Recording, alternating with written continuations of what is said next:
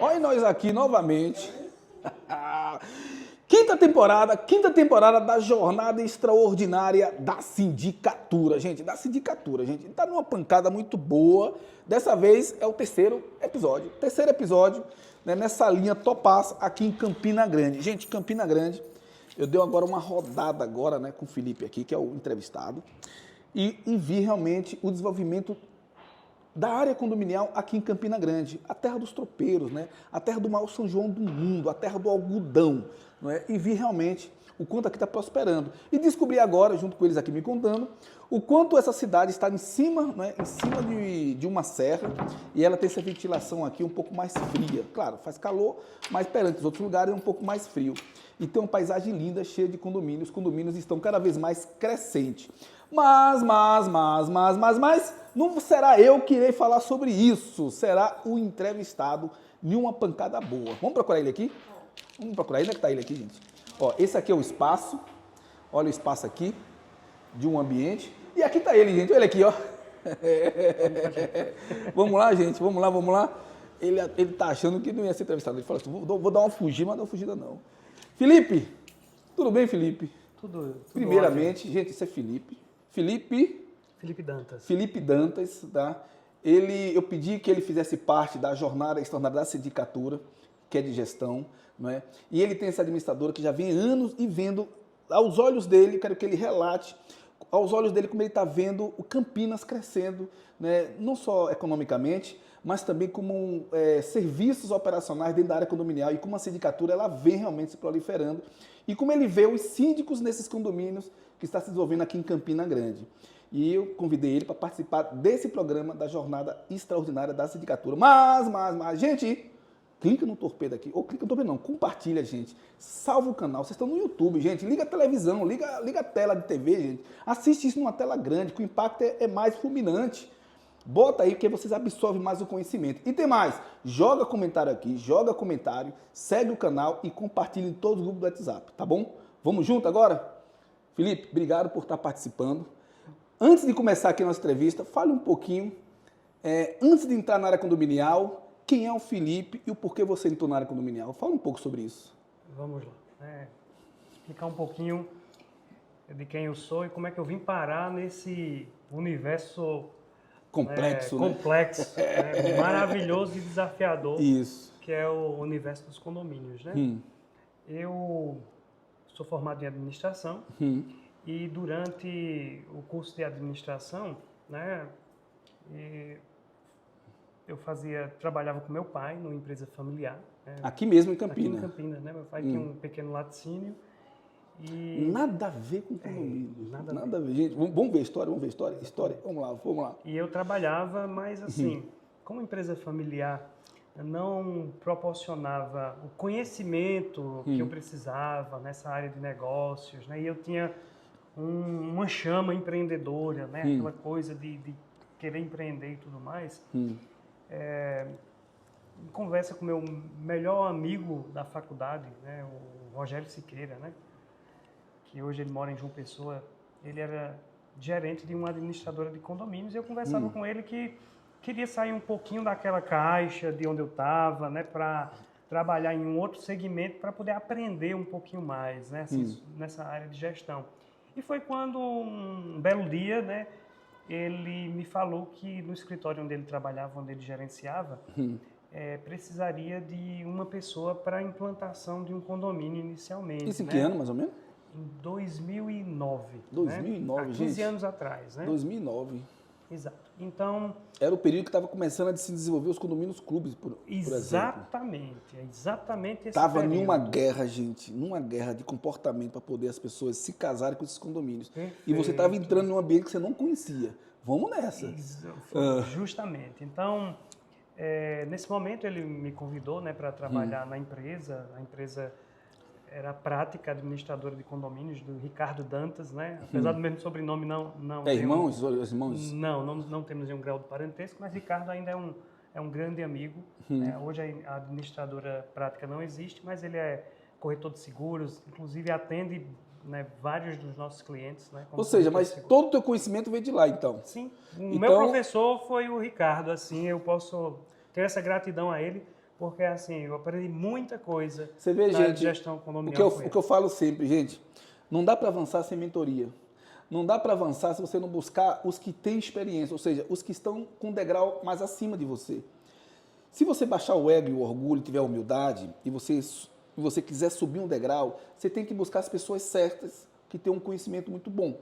E aí você vai se espelhar numa linha de mentoria para você absorver todo o conhecimento. E foi isso que ele fez. Você acabou se desenvolvendo, crescendo, e aí você decidiu montar o teu. Como é que foi essa decisão de montar a tua gestão? Cheguei a passar aí uns 3 anos e meio trabalhando lá na prática. Comecei como um funcionário, né, como supervisor, que supervisionava inicialmente esse condomínio em implantação. Né? Depois desse momento, eu passei a supervisionar mais de um condomínio, visitando os condomínios. E um belo dia, o Rogério ele pediu desligamento, porque ele foi para João Pessoa. E eu recebi um convite para gerenciar, né, a prática. E eu tinha apenas... Você fala gerenciar a prática, o que seria? Um condomínio? Gerenciar a administradora prática, né? Ah, a administradora era a prática. A prática. E você então, e ele resolveu te entregar o gerenciamento. Exato. Naquele momento eu tinha e você tocasse o barco. 23 anos só, não tinha experiência. 23 anos, gente. Entrou no barco de uma administradora. Pois é. Nessa época, o Campina ainda não estava em desenvolvimento com condomínio tanto assim. Estava iniciando o boom imobiliário da cidade. Sério? A gente já via assim, alguns condomínios que hoje são grandes referências sendo construídos. Mas em 2009 foi quando começou a ser entregue os primeiros condomínios, vamos dizer assim, com essa característica de condomínios clube. Exato. Aqui já estava começando isso também. Sim, inclusive um desses condomínios que eu comecei trabalhando era um desses condomínios com essa característica. Os apartamentos passaram a ser um pouco menores e as áreas de lazer, né, maiores, mais atrativas. Né? A gente viveu aquela transição em que as famílias elas diminuíram de tamanho, né, ou, por exemplo, os filhos casaram e agora, né, tinha apenas um casal com poucos filhos, então os apartamentos diminuíram e as áreas de lazer, né, foram cada vez mais, né, se desenvolvendo. Então, mas eu te pergunto, Felipe, não te assustou porque era um outro comportamento para os condomínio clubes, né? As pessoas não estavam acostumadas com o condomínio clube e tinha muitas guerras, piscina, área comum, som alto, aquela coisa toda, né? Por causa dos comportamentos, por causa da palavra clube, estava gerando muita confusão. Sim. E você estava ali iniciando sozinho, não é, uma trajetória e tinha esse desafio na tua frente desses comportamentos. Como foi que você conseguiu, não é, levar, vamos dizer assim, a tua empatia e a paciência para esses novos condomínios? Perfeito. Então, nesse primeiro momento, né, que eu havia trabalhado nessa administradora, né, encerrou nosso vínculo, e eu recebi um convite para trabalhar num condomínio que era o Atmosfera Eco Residência, condomínio horizontal, de um alto padrão na cidade. Clube também? Clube, né, como gerente desse condomínio. Né? Eu já não tinha vínculo pela prática e fui convidado pelo próprio, né, dono da prática, né, da administradora, para trabalhar como gerente. E lá, né, a gente enfrentou justamente esses desafios do condomínio clube, né? Até o próprio... Uma até outra sala. Sim, até o próprio processo, né, de adaptação do condômino com essa nova realidade, né, de dividir um espaço que era um clube, mas também, ao mesmo tempo, é a casa das pessoas. É o lugar onde elas vão no final do dia para descansar, né, seu lar. Então, conciliar essa ideia, equacionar, né, essa situação, acredito que está... Deixa eu ver se está aberto aqui. Conciliar essa ideia, no início foi um tanto desafiador. Vamos ali pegar... Mas quando você fala desafiador, não é, você fala desafiador assim, porque você não tinha um conhecimento ainda ou porque você não sabia lidar com a gestão de pessoas? O que seria desafiador? Eu diria desafiador porque, nesse momento, novas nuances, né, relacionadas à convivência em condomínio foram surgindo. E as ferramentas elas foram sendo criadas à medida que essas necessidades elas surgiram. Por exemplo, naquele momento a gente não tinha ainda aplicativo para gestão das reservas dos espaços. Isso né? aqui é verdade, gente. E esses aplicativos eles surgiram posterior a esse momento com o crescimento dessas necessidades. Então imagine aí você ter que lidar com ferramentas, né, adaptadas para controlar essa gestão de reservas. Criar os que era o que gerava mais confusão, não era isso? Sim. Que eram as reservas. Era a área do... Então, não tinha aplicativo. Exato. Qual foi o teu start, cara? Eu sei que tinha os e-mails.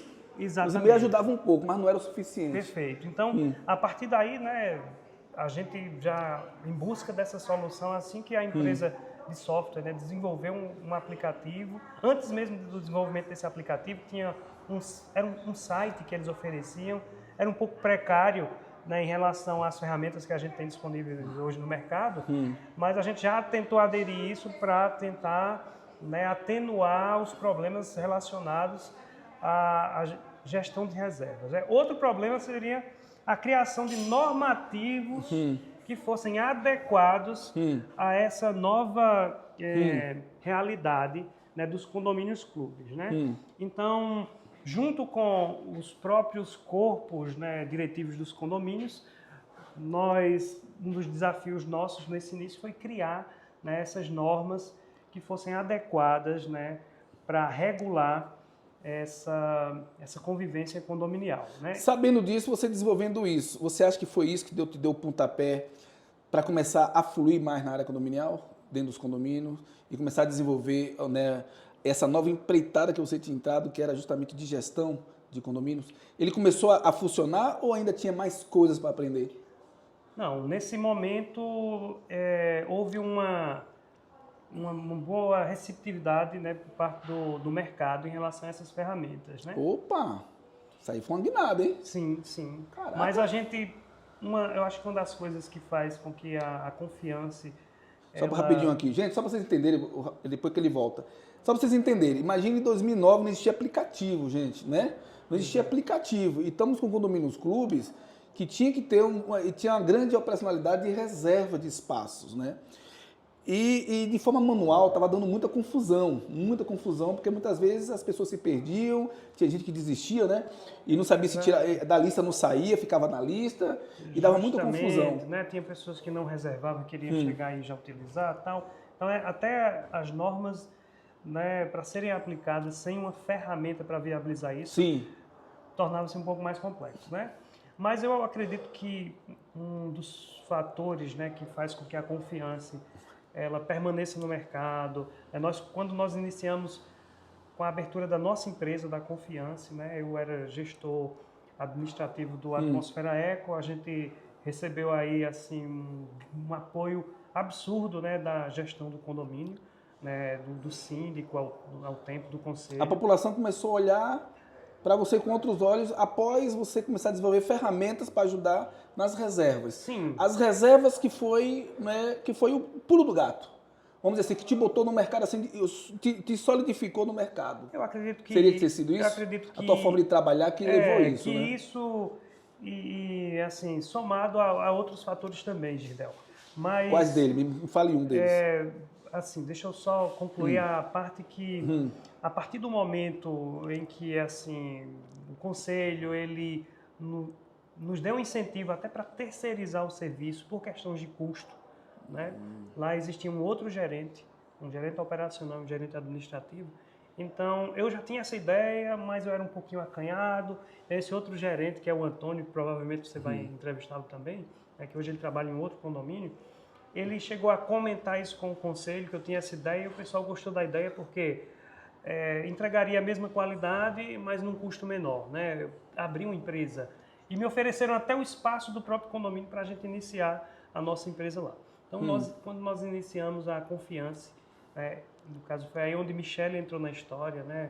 A gente já havia um planejamento nosso em relação a abrir uma empresa, né? Eu estava nesses dias, Girdel, olhando nossas conversas no Facebook de 2008, quando a gente planejava toda a história coisa, passando na carreira. Exatamente, né? Então, a Confiança foi algo intencional, planejada, né? Foi uma empresa realmente planejada. Então, nesse momento que eu recebi carta branca, eu fui conversei com Michele e nós organizamos todos os trâmites e em janeiro de 2014 estava sendo, né, fundada a Confiance, que agora, né, completou 10 anos de existência. Então, nós iniciamos no começou no mercado com 10 anos.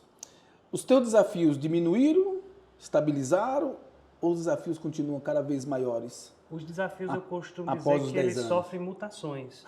né? E os desafios nunca vão deixar de existir. Essa né? é boa, sofrimutação. Gostei dessa, viu? Essa eu gostei, viu, gente? A própria sociedade... Sofrimutação. Exato. Pegou essa chave aí, gente? Essa foi a top. sociedade, ela muda e os desafios mudam junto. Sim. Né? A legislação muda e traz novos desafios. Né? A pandemia veio aí, trouxe novos desafios, a gente precisou se adaptar. Isso. Né? Enquanto a gente... né, lutava para sobreviver, para cuidar da nossa saúde, a gente também estava lutando para continuar no mercado, para atender os condomínios em relação a assembleias virtuais e tudo mais. Mas e hoje? Quais são os teus maiores desafios para que a tua administração continue no topo como está hoje em Campina Grande? Eu acredito que o maior desafio é assim, a gente continuar olhando para o mercado, conseguir antever as tendências, as necessidades e buscar estar sempre um passo à frente para atender essas necessidades. Por quê? Porque assim, nós vivemos hoje num mundo que as mudanças são constantes, ou por tecnologia, ou por legislação, ou por mudanças comportamentais da própria sociedade, e a gente precisa sempre estar um passo à frente, né, para lidar com essa situação. A gente vê que a verticalização, né, não só verticalização, mas morar em condomínio já é uma tendência antiga dos grandes centros urbanos e assim, hoje essa tendência continua muito forte por causa da questão de segurança pública, né? Então você se sente mais seguro morando num condomínio. Então, a cidade... É o maior atrativo, na verdade, atrativo. né? É o número um, né, gente? Quem vai morar em condomínio, em primeiro lugar, responde, não, é porque segurança, né? Depois vem comodidade, depois vem áreas de lazer, vem muitas outras coisas, mas o primeiro ponto, geralmente, pelo menos dentro da nossa realidade aqui, a gente tem visto que é a questão de segurança, né? Então, quando, né, as pessoas, essa situação de buscar segurança faz e continua fazendo com que os condomínios continuem sendo construídos, né? Na nossa cidade mesmo, a gente percebe que ainda continuam sendo construídos condomínios clube, né? Condomínios horizontais se tornou, né, de 10 anos para cá uma tendência na nossa cidade. Nós tínhamos um período aí, quando eu entrei no mercado só existia um condomínio horizontal na cidade, né? Hoje deve existir uns 20 por aí, assim, né? Entre os entregue e em construção. E né? olha que engraçado, né, gente? Em São Paulo e outros lugares já são as verticais. Exato. Não é? As verticais também continuam crescentes também com os edifícios Connect, né? E as horizontais também estão tomando conta aqui também. Isso, os que horizontais são as de casa, são as nas de casa. áreas mais adjacentes são as de casa. cidade. Está Exato, crescente também. São condomínios que estão em crescimento. Então, né? na tua visão, eu tenho uma ideia o porquê, né? Mas para o público ver, por que você acha que está havendo essa mudança de comportamento das pessoas saírem dos verticais para os horizontais? O que é que está levando as pessoas a mudarem? A gente percebe ainda que os verticais ainda continuam na preferência de uma parcela aí da sociedade, né? Talvez eu não seja a melhor pessoa para falar sobre isso, mas assim, uma coisa que a gente observou, pelo menos no período da pandemia, condomínios horizontais em que as construtoras ainda possuíam um determinado número de unidades em estoque, e esse número era flutuante durante alguns anos, esse número permanecia, durante a pandemia ele foi esgotado. Então, eu acredito que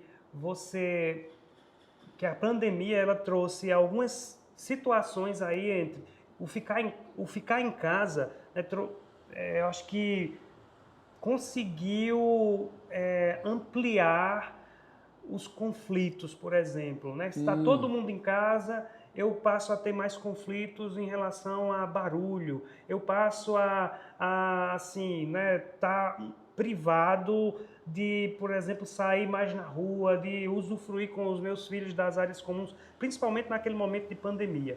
E em um condomínio, né, horizontal, o fato de eu estar em uma casa já diminui um pouco esses conflitos, pelo menos em relação à convivência, né? Sim. Principalmente naquele momento que estava todo mundo em casa. E eu consigo ter uma sensação de liberdade maior quando eu consigo, faz sentido, gente, faz sentido, né, isso. aproveitar áreas de lazer ao ar livre, né, em áreas maiores e abertas, né, com minha família, né? Então, isso aí fez com que esses empreendimentos, pelo menos na nossa cidade, né, eles tivessem essa guinada, né, assim. E uma das coisas também, né, até conversando com um dos grandes construtores, acho que o maior construtor de condomínios horizontais da nossa cidade, uma das coisas que ele observou é que esses condomínios, né, o primeiro condomínio, o segundo, o terceiro, o quarto condomínio da cidade, né, horizontal, eles foram pensados, planejados e vendidos para um público A, né, para um Fechou. público de alto padrão. E quando eles ofertaram um produto semelhante para um público de classe média mais baixa, eles viram que acertaram ali num poço de petróleo, vamos dizer assim, né? Eles viram que Isso é pancada, gente. que vendeu de uma forma Sim. que eles não esperavam, né? Sim. Assim, foi um sucesso e aquele condomínio ali se tornou uma linha de condomínios, né? Sim. Não foi mais um condomínio, mas foi uma linha de condomínios voltado para esse público. Então eles perceberam que quem tinha interesse nesse condomínio não era somente o público A, com casas grandes, Sim. com terrenos aí, né, de 250 metros quadrados para cima e tal, não, mas que poderia atingir também aquele público, né, de classe média, né, que também tinha preferência em morar numa casa, mas com a segurança. E que foi a guinada, gente, foi a guinada que realmente deu uma deslanchada. E essa deslanchada, né, cada vez mais o condomínio no país inteiro viu esse norte. Vamos entrevistar agora a Michele? Sim. Vamos pegar a Michele? Vou chamá-la. Mas agradece esse povo aqui antes. Agradece. Gente, pessoal, agora eu vou falar com a sócia dele, com a Michele. Ela vai relatar agora nos olhos, né, de uma mulher, da sócia, como ela vê, né, o progresso da área condominial aqui em Campinas. Muito obrigado. Agradece esse povo aí e obrigado por ter participado. Viu? Pois é. E sucesso. Agradece esse povo aí. Eu quero agradecer a Girdel, né, e a nossa também, as pessoas que estão aqui nos acompanhando, né? Agradecer, para mim é uma honra, né, estar sendo entrevistado por um profissional do gabarito de Girdel. Obrigado. Vou ter o privilégio, né, de estar participando com ele amanhã do Experiência Condominial, né, aqui em Campina Grande. O espaço tá show, gente. Show. Exatamente. Viemos de lá agora há pouco, né? Então, agradecer ao pessoal por essa, e principalmente parabenizar a Girdel por abrir, né, esse espaço de uma forma tão realista, né, que Sim. eu acho que tem uma forma de assim, adjetivar o trabalho de Girdel, é um trabalho de verdade. Né? Um trabalho sem maquiagem, né? Sim. É um trabalho que mostra realmente o dia a dia de síndicos, de profissionais, né? De advogados, e da administradora agora. E de administradoras, né? Entendeu, gente? Parabéns pelo trabalho. Né? Para vocês verem esses bastidores, porque muitas vezes fica um zum no ouvido de zum de condôminos, inventando nhenhenhê, e vocês acham que o mundo entendeu? É aquele conto de fadas que o pessoal fica falando aí. Não é.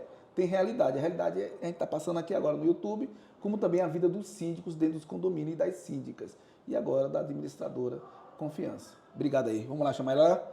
Obrigado, vamos pessoal. Vamos lá. Vamos lá. Deixa eu te falar, perguntar aqui, fazer uma pergunta que eu sempre faço, uma pergunta-chave para vocês empreenderem, né?